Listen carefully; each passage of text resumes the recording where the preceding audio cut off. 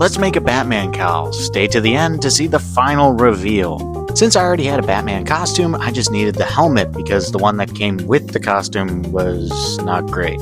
So I got the helmet files from this creator on CG Trader. Since this was the first time printing anything for cosplay, it was a lot of learning on the fly and figuring out and watching tutorials and things like that. I learned that my printer is too small to print it all in one piece, so I had to split it down the middle and print the front of the mask and the ears separately. Here's my wife with the fully printed helmet, and honestly, she's the hero that Gotham needs.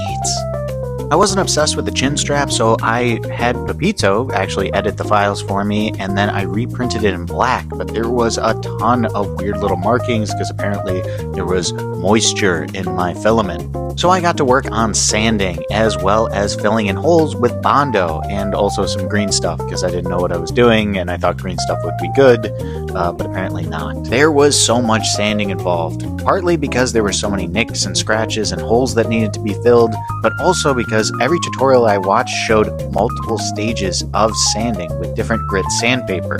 If I were to do this again, one, I would make sure there wasn't any moisture in my filament, which I didn't even know was a thing that could happen. I would start with Bondo instead of green stuff right out the gate, and in addition to an orbital sander, I would also get a mouse sander for those hard to reach spots. Then I hit the whole helmet with a Krylon Fusion rattle can. I used a different sandable primer before the Krylon Fusion, which I do not recommend because it just never dried. Even if you did light coats, it was still giving like an ashy sort of effect. I was getting like black marks all over my face.